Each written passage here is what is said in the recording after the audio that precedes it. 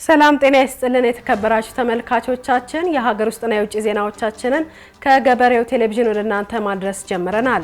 ዜናዎቹን ወደ እናንተ ምናደርስላችሁ ወይንሸት ዘውዴና እኔም ሀብታሙ አብርሃም እንሆናለን። ክቡራትና ክቡራን ተመልካቾች አብራችሁ እንድትቆዩ በአክብሮት እየጋበዝናችሁ ወደ ሀገሩ ዜናዎች እናልፋለን። ሁለተኛው ዓለም አቀፍ የሃይማኖት ተቋማት ጉባኤ የእምነት ተቋማት ትብብር ለሰላም ለሰብአዊ ክብር ልማትና የአካባቢ ጥበቃን ለማጠናከር እንዲሁም የጥላቻ ንግግርን ግጭትና ብሔርተኝነትን ለመቃወም በሚል መሪ ቃል በአዲስ አበባ እየተካሄደ ይገኛል። ጉባኤው በየካቲት ወር መጀመሪያ ታስቦ የሚውለውን ዓለም አቀፉን የወርቃማ ሕግ ቀንን ታሳቢ በማድረግ የዓለም የሃይማኖት ተቋማትን ትብብር ለማጠናከር ታስቦ የተዘጋጀ መሆኑ ተነግሯል። የሃይማኖት ተቋማት ድንበር የለሽ መሆናቸውን ያነሱት የኢትዮጵያ ሃይማኖት ተቋማት ጉባኤ ጠቅላይ ጸሐፊ ሊቀ ትጉሃን ቀሲስ ታጋይ ታደለ በጉባኤው ጠቃሚና ተጨባጭ ልምዶች እንዲሁም ተሞክሮችን በመለዋወጥ ኢፍትሐዊነትን የምንቃወምበት ነው ሲሉ ገልጸዋል። ሁሉንም የሰው ልጆች እንደ አንድ ቤተሰብ በማስተሳሰር ኢፍትሐዊነት በደልንና ኢሰብአዊነትን መቆጣጠር አንዱ የጉባኤው ዓላማ እንደሆነም ነው የገለጹት።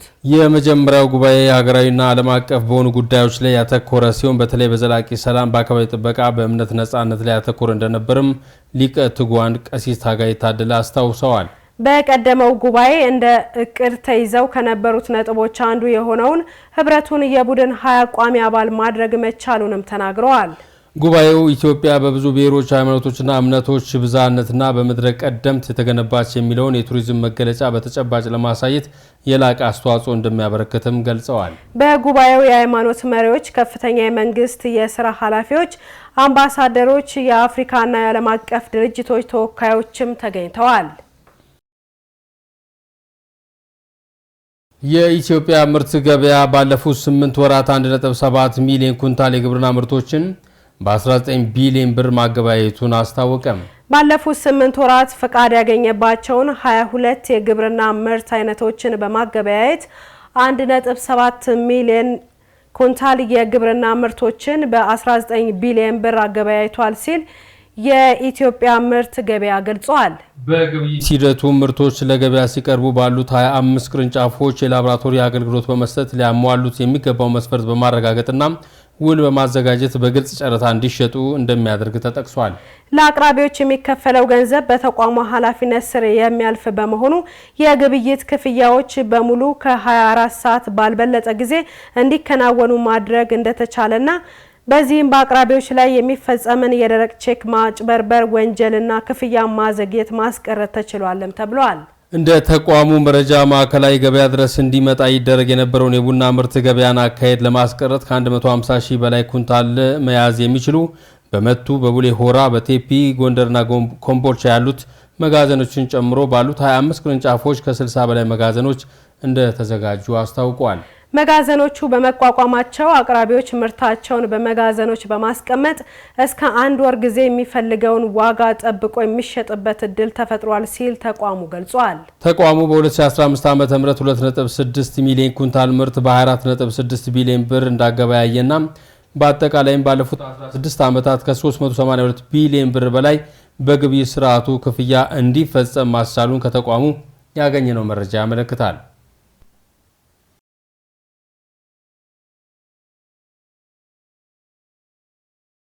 ጃፓን ኢትዮጵያ ዘላቂ ሰላምን ለማረጋገጥ ለምትሰራው ስራ ድጋፏን አጠናክራ እንደምትቀጥል በኢትዮጵያ የጃፓን አምባሳደር ገልጸዋል።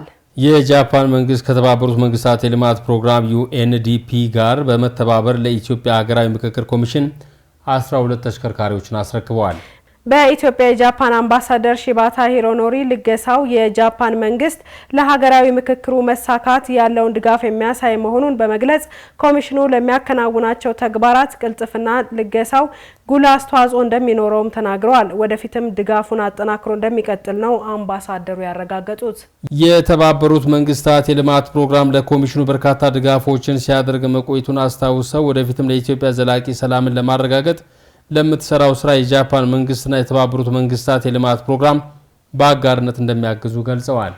የኢትዮጵያ ሀገራዊ ምክክር ኮሚሽን ዋና ኮሚሽነር ፕሮፌሰር መስፍን አርአያ በርክክቡ ወቅት ባደረጉት ንግግር ኮሚሽኑ በምክክር ሀገራዊ መግባባት እንዲሰፍን ለማድረግ እየሰራ መሆኑን አስታውሰው አጋር አካላት ለሀገራዊ ምክክሩ ስኬት እያደረጉት ያለው ድጋፍ የማይተካ በመሆኑ ምስጋና ይገባቸዋል ብለዋል። ድጋፎቹ የኮሚሽኑን ዓላማ ለማሳካት እንደሚጠቅሙ ገልጸው በኢትዮጵያ ሀገራዊ አንድነትና መግባባት እንዲፈጠር በጋራ መስራት እንደሚያስፈልግ መልእክት ማስተላለፋቸውን ከኮሚሽኑ ያገኘነው መረጃ ያመለክታል።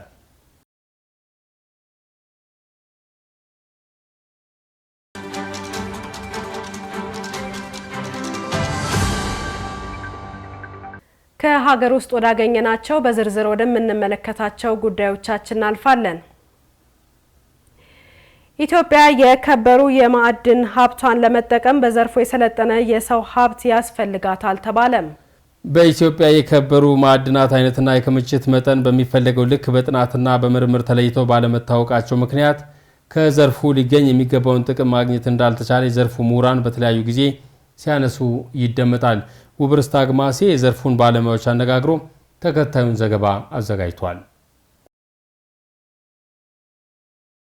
ኢትዮጵያ በርካታ ማዕድናት የሚገኙባት ሀገር እንደመሆኗ መጠን የማዕድን ሀብቷ አሁንም አልተነካም ተብሎ ይወሰዳል። በመቶ ዓመታት ቆይታ ብቻ የሚፈጠሩ በርካታ የከበሩ ማዕድናት መገኛ በመሆኗም ሀብቶቿ ተዝቀው የሚያልቁ አይደሉም ሲሉ ባለሙያዎች ይገልጻሉ። ኢትዮጵያ በሀገር በቀል ኢኮኖሚዋ ማሻሻያ ምሰሶ አድርጋ ከያዘቻቸው 5 ዘርፎች መካከል አንዱ የማዕድን ዘርፍ ሲሆን ዘርፉን ለማልማት ማዕድናትን በጥናት የመለየት ስራዎች ልማቱ ከባህላዊ መንገድ በዘመናዊ መንገድ እንዲካሄድ ለማድረግና ሀገሪቱ ከዘርፉ የሚገባትን ጥቅም እንድታገኝ የሚያስችሉ ጥረቶች እየተደረጉ መሆናቸው ይገለጻል። አቶ ይትባረክ ነጋ የከበሩ ማዕድናት ስልጠና ማዕከል ኢጂሲ ግሎባል ትሬዲንግ ዋና ስራ አስፈጻሚ ናቸው። እሳቸው እንደሚሉት ኢትዮጵያ የከበሩ ማዕድናት ባለቤት ብትሆንም በዘርፉ በቂ የሰለጠነ የሰው ኃይል ባለመኖሩ ሀገሪቱ መጠቀም ያለባትን ያክል ተጠቃሚ ሳትሆን ቀርታለች ብለዋል። ሀገራችን ኢትዮጵያ በከበረ ማዕድናት ያላትን ጸጋና ሪሶርስ በበቂው መልኩ ያልተጠቀመች በመሆኗም ማንኛውም ሰው ኢትዮጵያዊ ነኝ የሚል ዘርፉ ይጠቅመኛል የሚል በቢዝነስም ሆነ ሪሶርስ አካባቢ ላይ ያለ ሰው ኢንጌጅ አድርጎ በዚህ ዘርፍ ተጠቃሚ እንዲሆን ኢጂሲ ግሎባል ፈርቀደድ የሆነውን ኢንስቲትዩሽን ከፍቶ ብዙዎቻችሁን እየጋበዘ ይገኛል።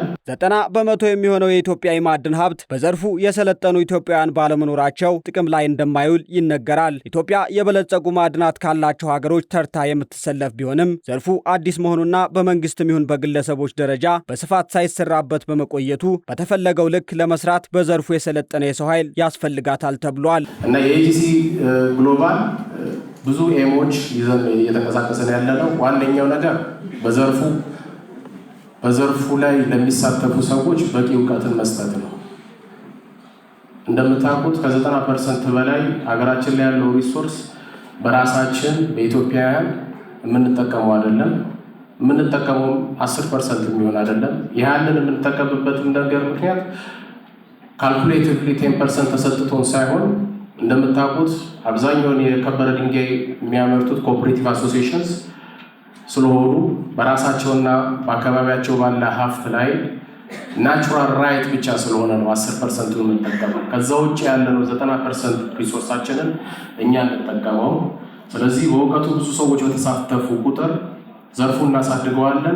ዓለም አቀፍ እውቅና ያላቸው ኤሜራልድ፣ ኦፓል እና ሳፋየር እንዲሁም ሩቢ የተባሉ የከበሩ ማዕድናት በኢትዮጵያ የሚገኙ ሲሆን ነገር ግን በኢትዮጵያ በሚፈለገው ልክ የሰለጠነ የሰው ሀብት ባለመኖሩ ምክንያት 90% የሚሆነውን የማዕድን ሀብቷን የውጭ ካምፓኒዎች እንደሚጠቀሙበት መረጃዎች ያሳያሉ። በኢትዮጵያ ማዕድን የሚወጣው ብዙውን ጊዜ በተለምዶና በባህላዊ መንገድ ሲሆን ማዕድን ለሚያወጡ ገበሬዎች እንዲሁም በዘርፉ ለተሰማሩ ሰዎች ሀገር በቀል ድርጅቶች ስልጠና በመስጠት ዘርፉን ማሳደግ እንደሚገባም ባለሙያዎች ምልከታቸውን ያስቀምጣሉ።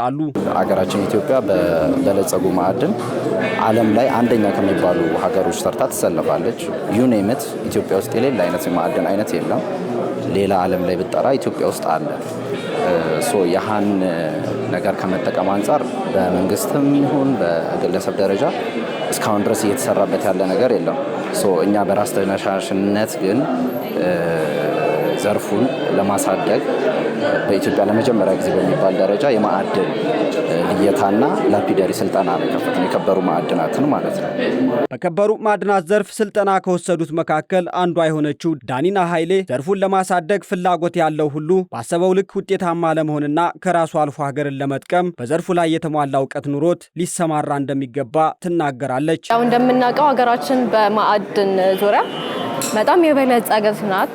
በኦፓልም፣ በሳፋየርም፣ በኤምራልድም በሁሉም እንደዚህ በማዕድኖች ሀገራችን በጣም ሀብታም ናት፣ ግን ደግሞ እኛ እየተጠቀምንበት አይደለም። በእርግጥ ይህን ትሬኒንግ ያዘጋጁ ባለሙያዎች እየተጠቀሙበት ነው። ለዛም ነው እኛም በዚህ ትሬን አድርገው እኛንም ወደ እነሱ እንድንገባ እየፈለገ ያሉ።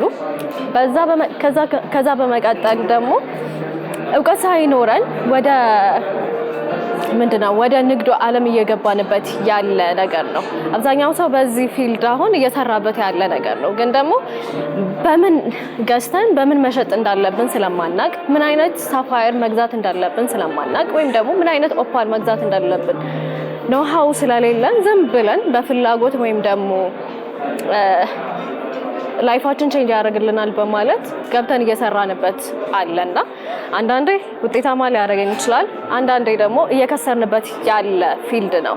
የከበሩ ማዕድናት ስልጠና ማዕከል የሆነው ኢጂሲ ግሎባል ትሬዲንግ ማህበር በዘርፉ የሚስተዋለውን የግንዛቤ እጥረት ለመቅረፍ በተከታታይ 4 ዙር ያሰለጠናቸውን ከ80 በላይ ሰልጣኞችን አስመርቋል። ኢጂሲ ግሎባል ትሬዲንግ ላለፉት 10 ዓመታት በዘርፉ የተማረና በቂ ግንዛቤ ያለው ዜጋን በማፍራት ረገድ ሀገሪቱ ከዘርፉ ማግኘት የሚጠበቅባትን ጥቅም እንድታገኝ ማዕድናትን ለውጭ ገበያ በማቅረብ እየሰራ ይገኛል።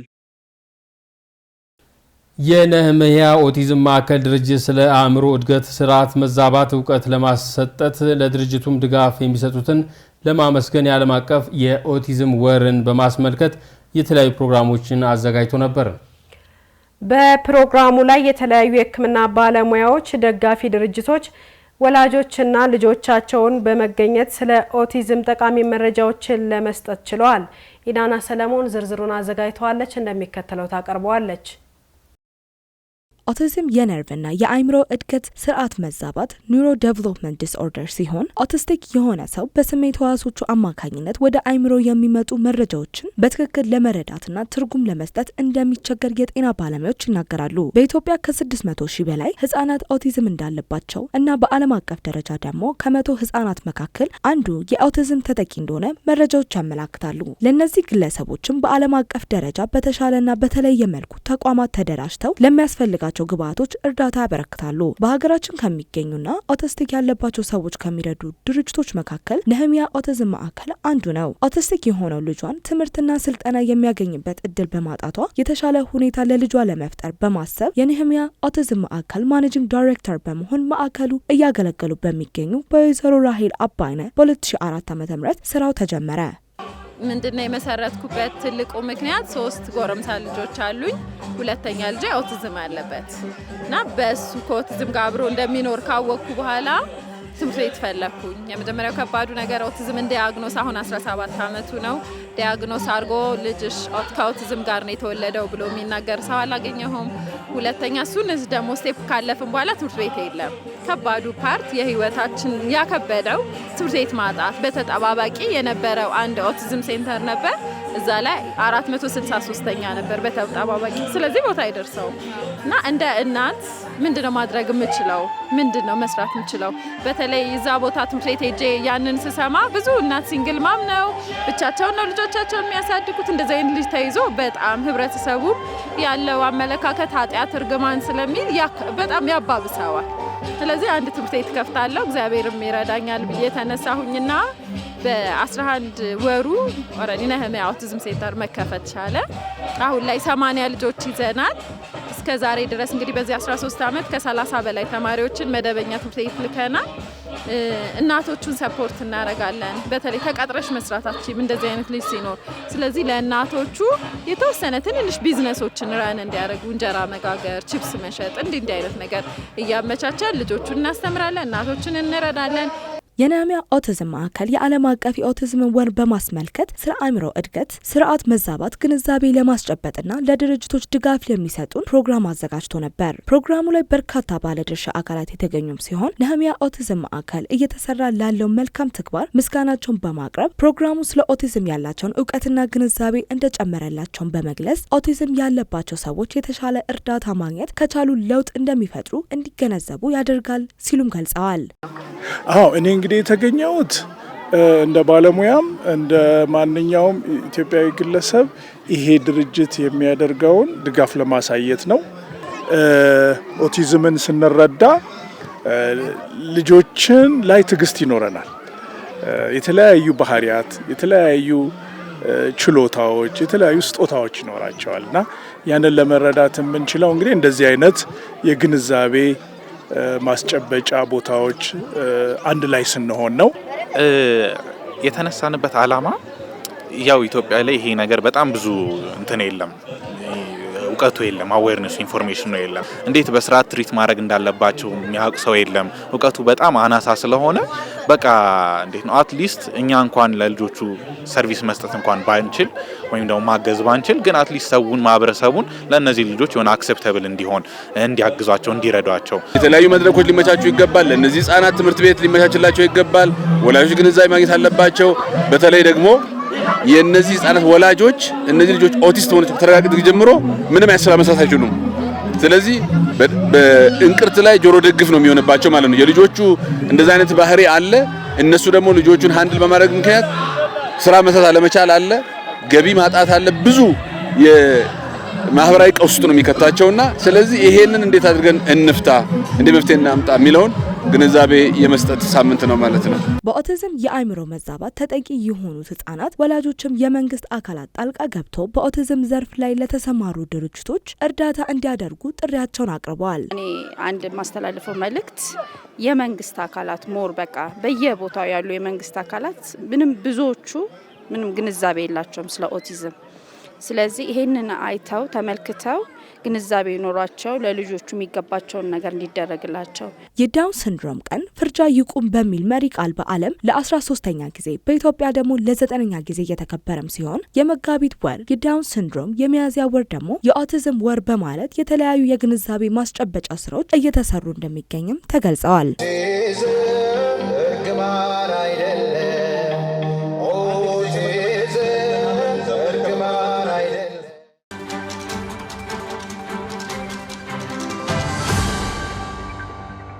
የተወደዳችሁና የተከበራችሁ ተመልካቾች ከገበሬው ቴሌቪዥን ጋር ስላላችሁ ከልብ እናመሰግናለን። ከውጭ ምንጭ ወዳገኘናቸው ዜናዎች እናልፋለን። በዲሞክራቲክ ሪፐብሊክ ኮንጎ በማዕድን ዘርፉ በየዓመቱ ለ1.3 ሚሊዮን ዜጎች የስራ ዕድል ለመፍጠር መታቀዱን የሀገሪቱ መንግስት አስታውቋል።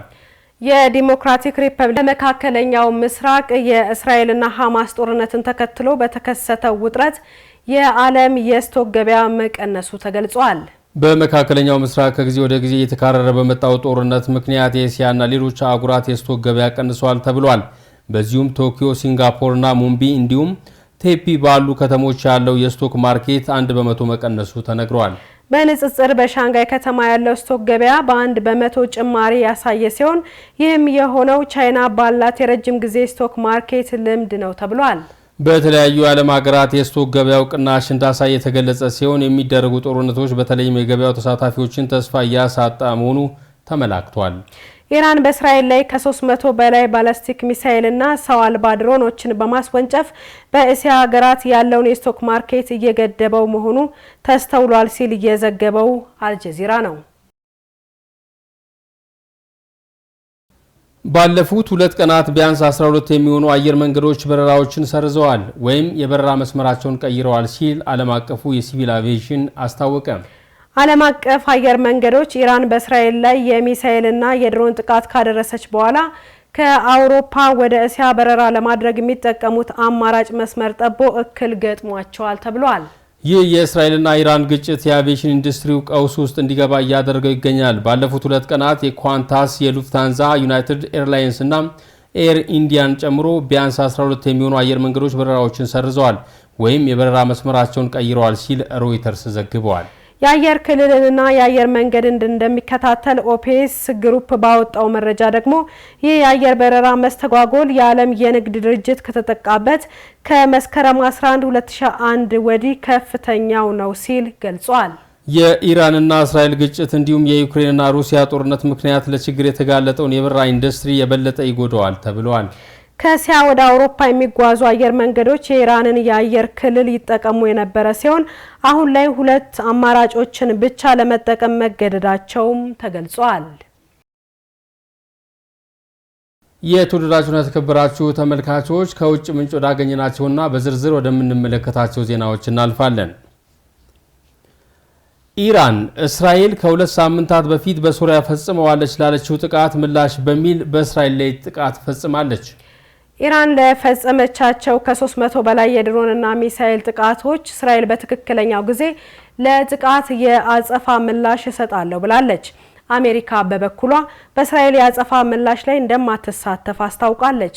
አብርሃም በለጠ ዝርዝሩን ተከታትሎታል፣ እንደሚከተለው ያቀርበዋል።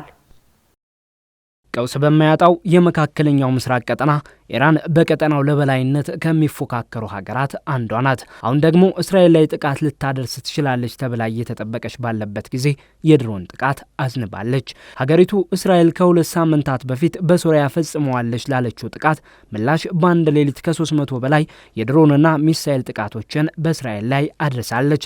በሶሪያ በእስራኤል እንደተፈጸመ በሚጠረጠረው ጥቃቱ ከ30 በላይ ሰዎች ሕይወት ያለፈ ሲሆን የመካከለኛው ምስራቅ ታጣቂ ቡድኖች ወታደራዊ አመራሮች ጭምር ተገድለውበታል። የኢራን ቆንስላ ጽሕፈት ቤት ላይም ጥቃቱ ደርሷል። 2 የኢራን ጦር ጀነራሎችንም ሕይወት የቀጠፈ ጥቃት ነበር።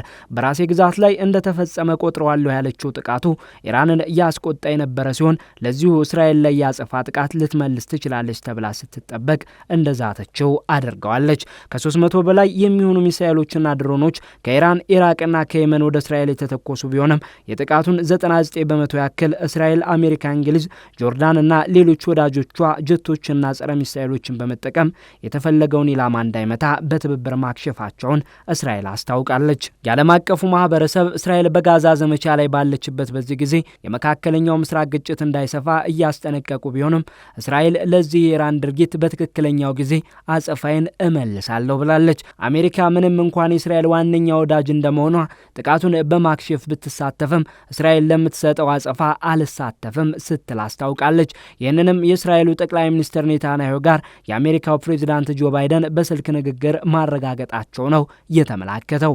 5 አባላት ያሉት የእስራኤል የጦር ካቢኔና የሀገሪቱ ፓርላማ አባል ቤኒ ጋንትዝ እንዳሉት ትክክለኛው ሰዓት ላይ ኢራን ለፈጸመችው ተግባር እስራኤል ዋጋ ታስከፍላታለች ብለዋል ነው የተባለው።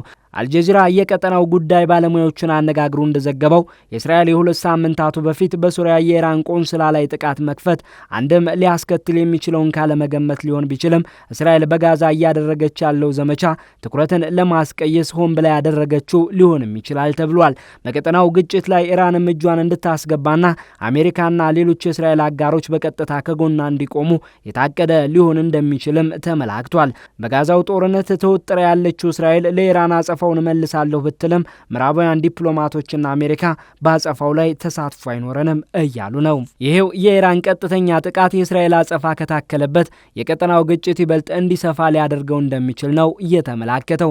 በእስራኤልና ኢራን መካከል ያለው ውጥረት ለ10 ዓመታት የቀጠለ ሲሆን የእስራኤል የጋዛ ዘመቻ ይበልጥ አከሮታል። በኢራን የሚደገፉ በሊባኖን እንደ ሂዝቦላህና የየመኑ ሀውቲ የቀጠናው ታጣቂ ቡድኖች በእስራኤልና ወዳጆቿ ላይ ኢላማ ያደረጉ ጥቃቶች እያደረጉ ይገኛሉ። የዓለም አቀፉ የዲፕሎማሲ ማህበረሰቡ በቀጠናው ያለው ግጭት እንዲረግብ በሚወተውትበት በዚህ ጊዜ ሁለቱ የቀጠናው ባላንጣዎች ወደ ቀጥተኛ ግጭት እንዳይገቡ ስጋት አጭሯል።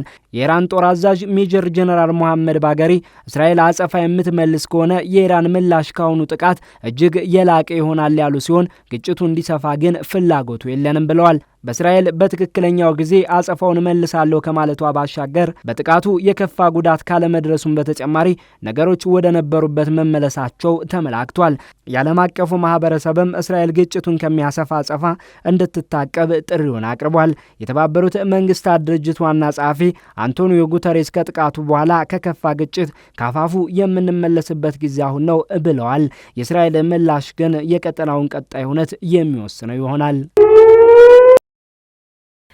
በባህር ትራንስፖርት ኢንዱስትሪ ፈርቀዳጅ እንደሆነች የሚነገርላት ግዙፍ የታይታኒክ መርከብ ከ112 ዓመታት በፊት ባሳለፍነው ሳምንት መጨረሻ ላይ ነበር የተሰራችው። 269 ሜትር ርዝመት፣ 28 ሜትር ስፋት፣ 32 ሜትር ቁመት እንዲሁም ከ47 ሚሊዮን ኪሎ ግራም በላይ ክብደት የምትመዝነው የታይታኒክ መርከብ የተሰራችበትን ዕለት ምክንያት በማድረግ የመርከቧን እውነታዎችና የተፈጠረባትን አጋጣሚ ሊዲያ ጀማል እንደሚከተለው ታስቃኘዋለች።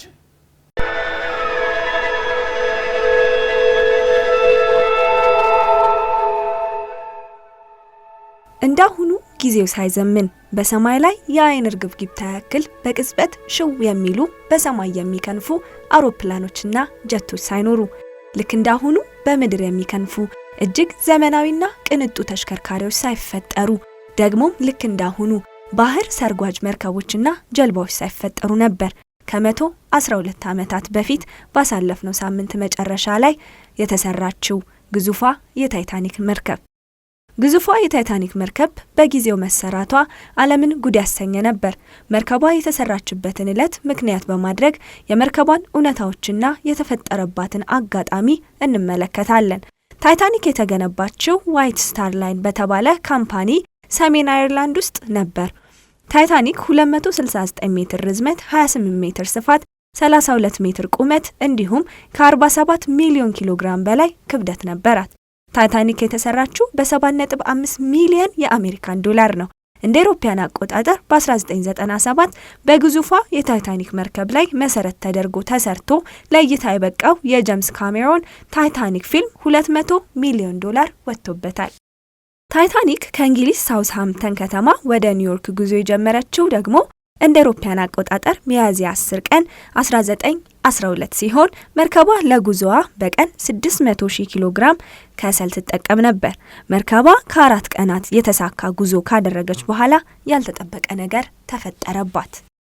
በሚያዝያ 14 ቀን 1912 ከሌሊቱ 5:40 አካባቢ ከ30 ሜትር ቁመት ካለው የበረዶ ግግር ጋር ተላተመች። መርከቧ ሙሉ በሙሉ ለመስጠም 2 ሰዓት ከ40 አካባቢ እንደፈጀባት ከአደጋው የተረፉ የዓይን እማኞች ተናግረው ነበር። በአደጋው ወቅት ከ2200 በላይ ሰዎች መርከቧ ውስጥ የነበሩ ቢሆንም ከእነዚህ ውስጥ በህይወት መትረፍ የቻሉት 706ቱ ብቻ ናቸው። ታይታኒክ ውስጥ 20 ህይወት አድን ጀልባዎች ነበሩ። ጀልባዎቹ እያንዳንዳቸው እስከ 64 ሰው የመያዝ አቅም ቢኖራቸውም መርከቧ ውስጥ በተፈጠረው ትርምስ ጥቂት ሰዎች ብቻ ነበር እየያዙ የወረዱት። ወደ ማምለጫ ጀልባዎች እንዲገቡ ቅድሚያ ለሴቶችና ለህፃናት በመሰጠቱ ምክንያት በታይታኒክ መርከብ አደጋ የሞቱት አብዛኞቹ ወንዶች ናቸው። አደጋውን በጣም አሳዛኝ የሚያደርገው ደግሞ ከሟቾች ውስጥ 26ቱ ጫጉላ ላይ የነበሩ ጥንዶች መሆናቸው ነበር። የታይታኒክ የሙዚቃ ባንድ አባላት ለተሳፋሪዎች ተስፋን ለመስጠት በሚመስል መልኩ መርከቧ እስክትሰነጠቅም ድረስ ሙዚቃ መጫወት አላቆሙም ነበር። መርከቧ ውስጥ የነበሩ አንድ ቄስ 2 ጊዜ ወደ ህይወት አድን ጀልባዎች እንዲገቡ ተጠይቀው እሺ ባለማለት ቄሱ እስኪሰጥሙ ድረስ ከሞት ጋር የተፋጠጡ ክርስቲያኖችን ኑዛዜ ወይንም ንስሐ ሲሰሙና ስርየት ሲለምኑ እንደነበር የዓይን እማኞች ተናግረው በታሪክ ተቀምጧል። የታይታኒክ ዋና ካፒቴን ኤድዋርድ ስሚስ ለመርከቧ ሰራተኞች የመጨረሻ መልእክታቸውን እንዲህ በማለት አስተላለፉ። ውድ ሰራተኞች፣ የሚጠበቅባችሁን ሁሉ አድርጓችኋል። ከዚህ በላይ እንድታደርጉ የሚጠይቃችሁ ምንም ነገር የለም። የባህር ላይ ህግን ታውቃላችሁ። አሁን ሁሉም ሰው ለራሱ ነው። ፈጣሪ ባርካችሁ በማለት ነበር የተናገሩት። ታይታኒክ ከባህር በታች በ3840 ሜትር ጥልቀት ነበር የሰጠመችው። ታይታኒክ ከመስጠሟ ከ14 ዓመታት በፊት 1898 ሞርጋን ሮበርትሰን የተባለ እውቅ ደራሲ ልሰጥም የማይችለው መርከብ ወይም አንሲንክብል ሺፕ በማለት ከበረዶ ግግር ጋር ተላትሞ ሰጠመ የሚል ጭብጥ ያለው መጽሐፍ ለንባብ አብቅቶ ነበር። ደራሲው በምናብ ለፈጠራት መርከብ የሰጣት መጠሪያ ታይታን የሚል ነበር። የታይታኒክ መርከብ ፍርስራሽ የተገኘው አደጋው ከደረሰ ከ73 ዓመታት በኋላ ማለትም እንደ አውሮፓውያን አቆጣጠር በ1985 ዶክተር ሮበርት ባላርድ በተባለ አሜሪካዊ የስነ ውቅያኖስ ተመራማሪ ነበር። ግዙፏ የታይታኒክ መርከብ መሰረት አድርጎ የተሰራው ታይታኒክ ፊልም በ11 ዘርፎች ኦስካር ወይንም አካዳሚክ አዋርድን አሸንፏል።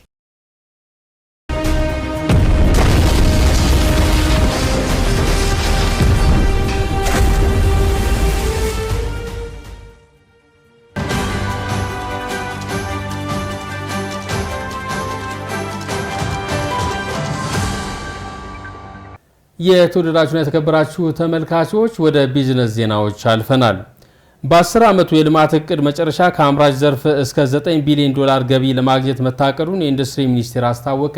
የማሽነሪ አምራች ኢንዱስትሪዎች እድሎች፣ ተግዳሮቶችና የቀጣይ የጋራ ስራዎች ላይ በተደረገው ውይይት እንደተገለጸው በተቀመጡት ትልልቅ እቅዶች በአምራች ዘርፍ ወደ ውጭ የሚላከውን ምርት ለማሳደግ እየተሰራ መሆኑንና በ10 ዓመቱ የልማት እቅድ መጨረሻ እስከ 9 ቢሊዮን ዶላር ገቢ ለማግኘት መታቀዱ ተገልጿል። በዘርፉ 5 ሚሊዮን ለሚሆኑ ዜጎች የስራ ዕድል ለመፍጠር መታቀዱን በመግለጽ የገቢ ምርትን በመተካ 30 በመቶ የነበረውን የገበያ ድርሻ ወደ 60 በመቶ ለማሳደግ እየተሰራ መሆኑም ተነግሯል። የማኒፋክቸሪንግ ዘርፍ ልማት እሴት የተጨመረበት ምርት በማምረት ፈጣንና ዘላቂነት ያለው እድገት እንዲመዘገብ የሚያደርግ በመሆኑ የኢኮኖሚ መዋቅራዊ ሽግግርን ለማምጣትና የስራ ዕድል በመፍጠር ወሳኝ ሚና ያለው መሆኑ ተመላክቷል። የማምረት አቅምን ወደ 85 በመቶ ለማሳደግና አዳዲስ ኢንተርፕራይዞችን ለማቋቋም መታቀዱንም ተጠቁሟል። የሀገር ውስጥ ጥሬ ዕቃዎችን በመጠቀም ለአምራቾች ገበያ እንዲፈጠር ይሰራል ያለው የኢንዱስትሪ ሚኒስቴር ለኢንዱስትሪው ግብዓት የሚሆኑ ማሽነሪዎችን ማምረትና ምርታማነትን በማሳደግ በኢኮኖሚው እድገት አዎንታዊ ሚና ይጫወታልም ብሏል። የማኒፋክቸሪንግ ዘርፉን እድገት ለማምጣት በመንግስት ደረጃ ስትራቴጂዎችና ፖሊሲዎች ተቀይሰው ወደ ስራ መግባቱን በማስቀመጥ የማሽነሪ የቆዳ ኢንዱስትሪ ገቢ ምርት መተካት የአቅም ግንባታ ስትራቴጂ ተዘጋጅቶ ወደ ስራ እንዲገቡ መደረጉን ተነግሯል። ባለፉት 5 ዓመታት ከ32000 በላይ ማሽነሪዎችን ለአምራች ኢንተርፕራይዞች በሊዝ ፋይናንስ መተላለፋቸውን ከሚኒስቴር መስሪያ ቤቱ ያገኘነው መረጃ ያመላክታል። የቢዝነስ ዜናችን ወደ ውጭ ተሻግሯል። በኢራንና በእስራኤል መካከል የተፈጠረው ውጥረት በዓለም የነዳጅ ዋጋ ላይ ተጽዕኖን ባለማሳረፉ በእስያ ሀገራት የነዳጅ ዋጋ መቀነሱ ተገለጸ።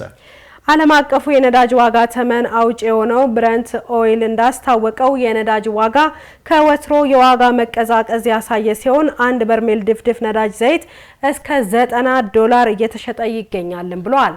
ባለፉት 6 ወራት የነዳጅ ዋጋ በከፍተኛ ደረጃ ጨምሮ የነበረ ሲሆን በሳምንቱ መጨረሻ ኢራን በእስራኤል ላይ የሚሳኤል ጥቃት ከወሰደች በኋላ የነዳጅ ዋጋ መቀዛቀዝ ማሳየቱ ተገልጿል። በእስያ ያለው የነዳጅ ግብይት ስርዓት በመካከለኛው ምስራቅ በተፈጠረው ቀውስ ምክንያት ሊፈጠር የሚችለውን የአቅርቦት ችግር ከግምት ውስጥ አለማስገባቱን ተንታኞች ይናገራሉ። በእስራኤልና ፍልስጤም እንዲሁም በሩሲያና ዩክሬን ጦርነት ምክንያት የነዳጅ ነጋዴዎች ወደ ገበያው በብዛት አለመሳተፋቸውን ተከትሎ የነዳጅ ዋጋ ከ$90 በታች ዝቅ ሊል እንደሚችልም ተጠቁመዋል። በተለይም እስራኤል ለተፈጸመባት ጥቃት መልስ የምትሰጥ ከሆነ በዓለም የነዳጅ ገበያ ላይ ተጨማሪ መስተጓጎል ሊፈጠር እንደሚችል መነገሩን ቢቢሲ ዘግቧል። የተወደዳችሁና የተከበራችሁ ተመልካቾች ከገበሬው ቴሌቪዥን ሲተላለፍላችሁ የነበረው ሰዓቱ ዜና እስካሁኑን ይመስል ነበር። ሀብታሙ አብርሃምና ወይንሸት ዘውዴ ዜናውን በመምራት አብረናችሁ ቆይታ አድርገናል። ስለተከታተላችሁ እናመሰግናለን። ቀሪ ፕሮግራሞቻችንን ተከታተሉ ዘንድ እንጋብዛለን። መልካም ጊዜ ይሁንላችሁ።